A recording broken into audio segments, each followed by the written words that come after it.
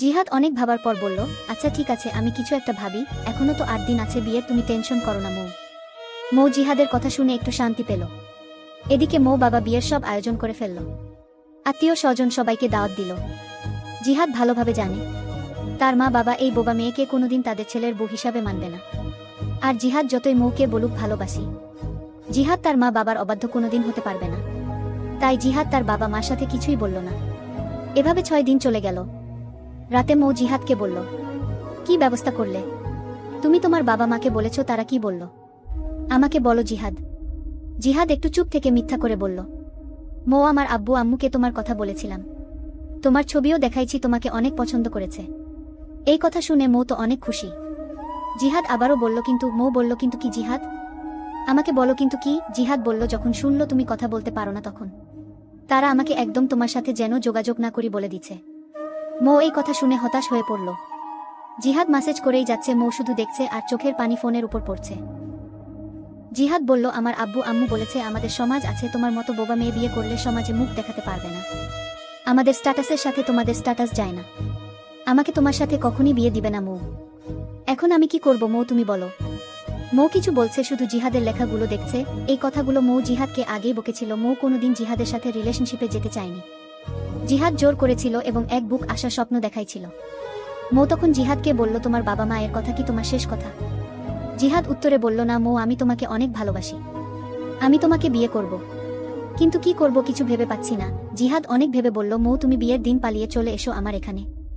মৌ বলল, তুমি গেলে আমাকে বিয়ে করবে তো? জিহাদ, হ্যাঁ করব মৌ, তুমি আগে আসো। আমার বাবা মা না মানলে আমি তোমাকে নিয়ে দূরে কোথাও চলে যাব। জিহাদের এসব কথা শুনে মৌ স্বস্তির নিঃশ্বাস ফেলল। সে ভুল মানুষকে ভালোবাসেনি, জিহাদ তাকে অনেক ভালোবাসে। মৌ মনে মনে অনেক খুশি, আবার টেনশনও হচ্ছে তার বাবার জন্য।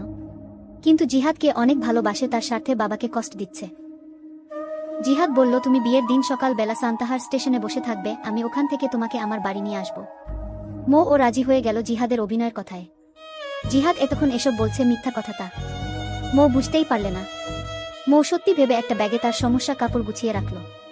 গায়ে হলুদের দিন সবাই আনন্দ করল। মৌ অনেক সুন্দর করে সেজেছে। মৌ অনেক খুশি, আজকে সে ওই বুড়ো পাত্রর জন্য না, জিহাদের জন্য গায়ে হলুদ দিচ্ছে। মৌ ছবি তুলে জিহাদের ফোনে পাঠালো। জিহাদ শুধু দেখছেই, কিছু বলছে না। মৌ এর বাবা মৌকে গায়ে হলুদ দিয়ে দিল। মৌ এর ভাই ভাবি ও মৌ এর বান্ধবীরা সবাই আনন্দ করল সারা রাত। মৌ তার বাবাকে শেষবারের মতো জড়িয়ে ধরে কান্না করল। মৌ এর বাবাও কান্না করল, কারণ তার ছোট্ট মেয়ে মৌ আজ অনেক বড় হয়ে গেছে, বিয়ে হয়ে যাচ্ছে। গায়ে হলুদ শেষ হয়ে গেল। পরের দিন ভোরে ট্রেনেই মৌ চলে গেল সান্তাহার। জিহাদকে বলেছিল সান্তাহার স্টেশনে তাকে নিতে আসতে। মৌ ট্রেন থেকে নামল। তারপর জিহাদকে ফোন দিল। জিহাদ ফোন রিসিভ করে বলল, তুমি এসেছো? মৌ মেসেজে উত্তর দিল, তুমি কই? এখনো আসোনি কেন? আমি এই অচেনা স্টেশনে বসে আছি তোমার অপেক্ষায়, তাড়াতাড়ি তুমি এসো। জিহাদ বলল, এই তো মৌ, আমি 5 মিনিটের ভিতর চলে আসছি, তুমি প্ল্যাটফর্মে বসে থাকো, ভয় পেও না। মৌ বলল, আচ্ছা ঠিক আছে, তুমি তাড়াতাড়ি আসো। মৌ প্ল্যাটফর্মে বসে আছে, এক আকাশ পরিমাণ টেনশন মাথায় নিয়ে। আজকে আমার বিয়ে ছিল, আমি বাড়িতে কাউকে না জানিয়ে চলে এসেছি শুধু জিহাদের জন্য। ওইদিকে আমার বাবা ভাই কত টেনশন করতেছে, হয়তো আমার জন্য বাবা ভাইয়ের মান সম্মান নষ্ট হবে। কিন্তু কি করার, আমি যদি পালিয়ে না আসতাম তাহলে জিহাদকে আমি কোনোদিন পেতাম না, আর জিহাদকে আমি না পেলে আমি অন্য কারো সংসার করতাম না। আব্বু ভাইয়া, তোমরা আমাকে ক্ষমা করে দিও। তোমাদের ছোট্ট মৌ অনেক বড় একটা সিদ্ধান্ত নিয়ে ফেলেছে। এছাড়া আমার কিছু করার ছিল না বাবা। আমি জানি আমার এই অপরাধের ক্ষমা হয় না। বাড়িতে হয়তো এতক্ষণে সবাই জেনে গেছে আমি চলে এসেছি, আমাকে হয়তো খোঁজাখুঁজি করতেছে। না জানি বাবা আমার কত কষ্ট পেল আমার এই ব্যবহারে।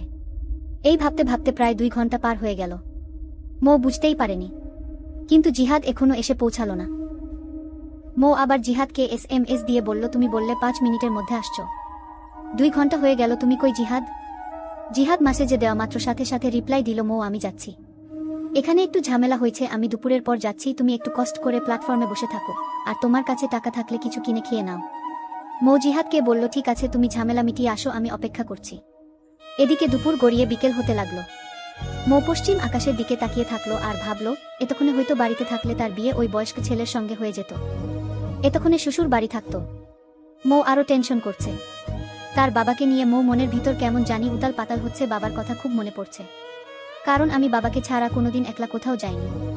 দুপুরে বরযাত্রী আসার কথা ছিল, আমি চলে এসেছি শুনে হয়তো পাড়া প্রতিবেশী আমার নামে কত কথা শোনাচ্ছে বাবাকে। আমি সত্যি অভাগী বাবা, তুমি আমাকে মাফ করে দিও। এই বলে 2 চোখ দিয়ে পানি বয়ে পড়ছে। দুপুর গড়িয়ে বিকেল হয়ে গেল। পশ্চিমের আকাশে লাল সূর্যের আলো মৌ মুখে এসে পড়ছে। কিন্তু কই জিহাদ তো এলো না। এভাবে আবার ফোন দিল জিহাদ। এবার ফোন কেটে দিয়ে মেসেজ করে বলল, মৌ একটু দাঁড়াও, আমি চলে এসেছি। মৌ বলল, আমি তো সারাদিন বসে আছি তোমার অপেক্ষা এই অচেনা একটা রেলওয়ে স্টেশনে। তুমি আসো জিহাদ, আমি একটু কেন সারা জীবন অপেক্ষা করতে হলে করব। সন্ধ্যা নেমে আসলো, মাথার উপর আরও টেনশন চলে আসলো যখন মৌ দেখল আকাশে বিদ্যুৎ চমকাচ্ছে। মনে হচ্ছে এখনই মুষলধারে বৃষ্টি নামবে। আকাশে গুটুগুটে অন্ধকারের মতো মেঘ জমছে, মাঝে মাঝে বিদ্যুৎ চমকায়। প্ল্যাটফর্মে লোকজন আস্তে আস্তে কমতে শুরু করছে। এক এক করে সবাই চলে যাচ্ছে, প্ল্যাটফর্ম একেবারে ফাঁকা। এখন শুধু প্ল্যাটফর্মে দোকানিরা আর মৌ বসে আছে অচেনা স্টেশনে। বৃষ্টি নামলো মুষলধারে। মৌ জিহাদকে মেসেজ দিচ্ছে কিন্তু রিপ্লাই আসছে না। মৌ বারবার চেষ্টা করেই যাচ্ছে, কখনো মেসেজ কখনো ফোন, কিন্তু কোনটারই উত্তর জিহাদ দিচ্ছে না।